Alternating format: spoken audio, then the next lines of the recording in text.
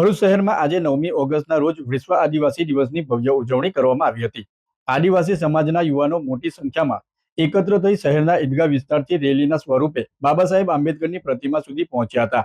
ડીજેના તાલ સાથે આદિવાસી સમાજના યુવાનો પરંપરાગત ઉત્સાહ અને ઉમંગ સાથે નાચતા ગાતા રેલીમાં જોડાયા હતા। સમગ્ર રેલી દરમિયાન એક તીર એક કમાન, આદિવાસી એક સમાન જેવા નારાઓથી વાતાવરણ ગુંજી ઉઠ્યું હતું। રેલીમાં મોટી સંખ્યામાં યુવાનો અને સમાજના આગેવાનો જોડાયા હતા। આ પ્રસંગે આદિવાસી સમાજની એકતા, સંસ્કૃતિ અને અસ્તિત્વને જાળવી રાખવા સાથે સમાજના વિકાસ માટે શિક્ષણને મહત્વ આપવા પર ભાર મૂકવામાં આવ્યો હતો। યુવાનો દ્વારા સમાજના લોકોને ખાસ કરીને નવી પેઢીને શિક્ષિત બનો અને સંગઠિત બનોનો સંદેશ આપવામાં આવ્યો હતો। શિક્ષણના માધ્યમથી સમાજના યુવાનો આગળ વધે અને સંગઠિત બની પોતાના અધિકારો તથા હકો માટે જાગૃત બને તેવી અપીલ પણ કરવામાં આવી હતી। વિશ્વ આદિવાસી દિવસની ઉજવણી દરમિયાન આદિવાસી સમાજની પરંપરા, સંસ્કૃતિ અને એકતાની ઝલક જોવા મળી હતી। જય આદિવાસી, જય જોહર। દર વર્ષની જેમ આ વર્ષે પણ 9 ઓગસ્ટ વિશ્વ આદિવાસી દિવસની ભવ્ય રેલીનું આયોજન ભરૂચ શહેરમાં બંબાખાના ઈદગાહથી નીકળી ભરૂચ રેલવે સ્ટેશન પર પૂર્ણ કરવામાં આવશે।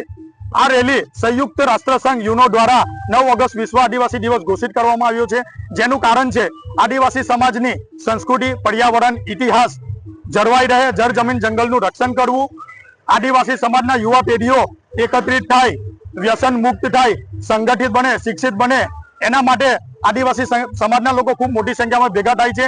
એના માટે આદિવાસી સમાજનું એક સૂત્ર છે, એક તીર એક કમાન, આદિવાસી એક સમાન। જય આદિવાસી, જય જોહાર।